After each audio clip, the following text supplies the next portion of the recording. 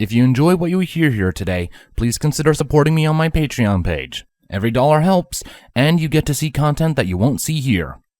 Chapter 3. Why we tell stories about monsters.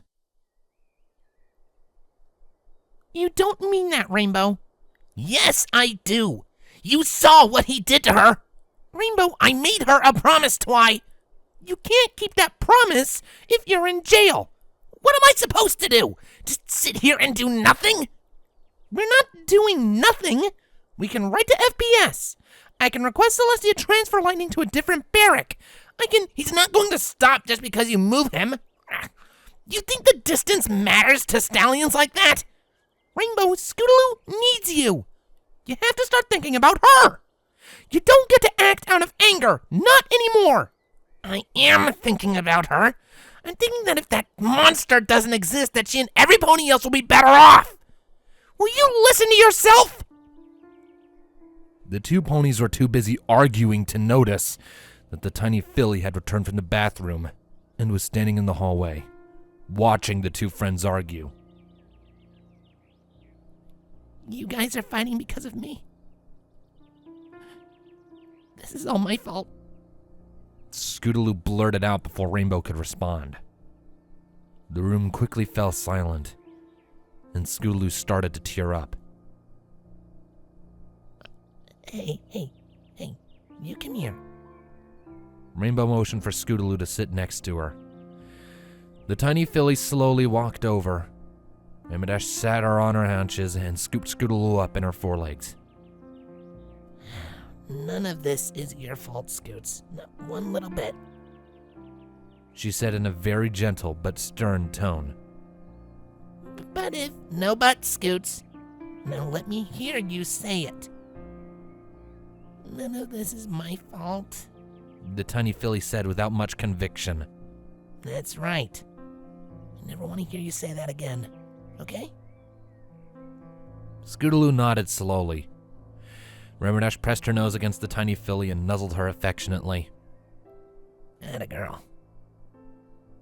In response to the nuzzling, Scootaloo rested her head on Rainbow's shoulder and returned the favor. Twilight smiled at the moment of domestic bliss. For some pony who didn't let her softer side show very often, Rainbow could be downright sweet when she did. Rainbow and I just want to keep you safe, Scootaloo. That's the only thing that matters. Friends fight sometimes.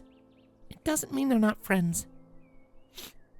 Okay, Twilight, the filly said, keeping her head pressed tightly against her cyan pillow. All right. You two should stay here for the rest of the day. I've got some letters to write. Thanks, Twy. And hey, I'm sorry I yelled at you. Twilight smiled at her friend. Already forgiven. Twilight flew home, after glaring at the two guards Lightning Strike had posted underneath Rainbow's cloud, to catch them on the off chance that they tried to leave the safety of Dashville. Rainbow Dash and Scootaloo spent the rest of the day playing games, making a mess, and generally behaving as though all was right in the world, despite the obvious evidence to the contrary. Figuring she should enjoy her newfound power while it lasted, Dash officially knighted Scootaloo as Chief Scooter Rider of all of Dashville, a position that filly took quite seriously. Eventually, though, the hour grew late, and Rainbow noticed the little filly's eyes starting to droop. Okay, kid. Time for bed. I'm not even tired. Tell you what, if you go to sleep right now, I'll let you have the cloud bed. Rainbow had planned on giving the little filly the cloud bed anyway, but Scootaloo didn't have to know that. Well, okay, I guess, she said in a nonchalant tone that was completely betrayed by the excited buzzing of her tiny wings. While Scootaloo brushed her teeth, preened her wings, and ran through the rest of her pre-bedtime routine, Rainbow Dash set about preparing her room as a suitable place for the young filly to sleep. Normally, Rainbow's idea of making the bed involved throwing the blankets to one side, fluffing her pillow cloud once, and then jumping in while pulling the blankets over her. But somehow that didn't quite feel right tonight. thinking back to when she was a filly, and how her mom always insisted that she make the bed. Rainbow fluffed the cloud mattress and straightened out the comforter. She let one corner of the mattress be exposed as an entry point and carefully fluffed the cloud pillow. She then took a step back and surveyed her work. Not up to rarity standards, perhaps, but not bad. To prove her point, Scootaloo came running into the bedroom and took a flying leap, landing on the forgiving cloud surface, but completely negating Rainbow's hard work in preparing the bed. Wow! These are comfortable. Told you, Squirt. Nothing beats sleeping on a cloud. Rainbow repositioned the blanket so that Scootaloo was securely tucked in the center of the bed, her head just sticking out from underneath the comforter. Hey, Rainbow? The tiny filly said softly. Yeah? I'm glad you're my big sister. Things don't seem so scary when you're here. Rainbow found the tightness in her chest returning. I'm glad I'm your big sister, too. She said softly. She then leaned in and kissed the little filly on the forehead, before gently ruffling her mane. Get some sleep, kid. After putting Scootaloo to bed, Rainbow found herself on the edge of her cloud, looking up at the night sky.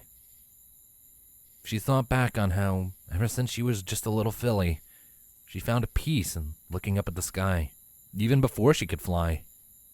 It was so vast. Whenever Rainbow was upset, she liked to imagine that she could just take off and fly all the way to the edge. And on a clear night like tonight, she could almost see past the Appaloosan mountain range. I could just take Scoots and run. It'd probably be pretty easy for two ponies to get lost amongst all that blackness. As she pondered what it would be like to just disappear, she felt a very tangible presence land next to her. You appear troubled, child. Why so forlorn? Rainbow Dash turned to face the presence and saw a tall, regal blue pony standing over her. Princess Luna, what are you doing here? Every night I take a leave from the castle to survey my realm, and on rare occasions I come across a pony taking comfort in the darkness. So tell me, Rainbow Dash, why dost thou seek the solace of the night? Rainbow took a deep breath. There's this captain in the guard. His name is Lightning Strike. I know he's hurting Scootaloo, but there's nothing I can do about it. I have met Captain Strike, yes. His heart is indeed dark. Then why can't you tell Celestia that he needs to be locked up? I cannot judge a stallion by the content of his heart alone. There are many who walk among us with dark hearts. But if they struggle against their nature, who am I to deem them failures? My own heart was black not so long ago. Every night I battle against my dark side, and every night that I manage to resist its calling, the shadow that it casts grows smaller. Perhaps one day it will cease to exist altogether.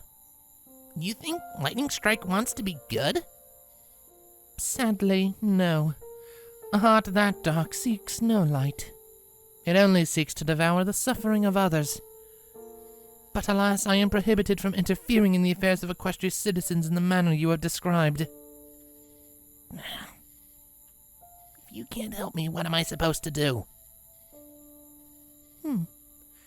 Tell me, hast thou heard the story of Shepherd and the Trolls of Tuchanka? Yeah, every pony hears that story when they're foals. Evil trolls terrorize a village, a brave pony stands up to them, and the village throws a party afterward. But have you ever considered why we tell that story to our children? Because it's a good story? That's all it is. It's just a good story. Trolls aren't real. We do not tell our children stories about monsters so that our children become aware of monsters, Rainbow Dash. They already know monsters exist.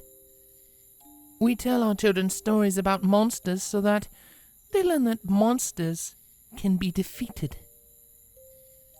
But I'm not Shepherd. Shepherd was just a pony who was forced to confront a great and terrible enemy she should never have had to face. It appears young Scootaloo has chosen you as her champion. Now you only need to believe in yourself as she does. What if she's wrong? What if I let her down? We must all risk failure if we are to triumph. But know that I believe that the young filly has chosen well. Rainbow Dash let that vote of confidence from one of Equestria's most powerful mares sink in. Thanks, Luna. I mean, Princess Luna. Titles are not necessary. We are all royalty here. Rainbow Dash grinned sheepishly. Yeah. You heard about that, huh? The look on my sister's face when she learned of our new neighbor was priceless. For that alone, I owe you and Twilight a debt of gratitude. However, I must be off now, child. The night is young, and there is still much to do.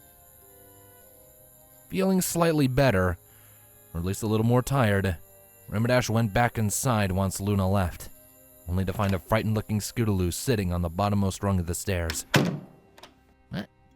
What are you still doing up, Squirt? I thought I tucked you in already.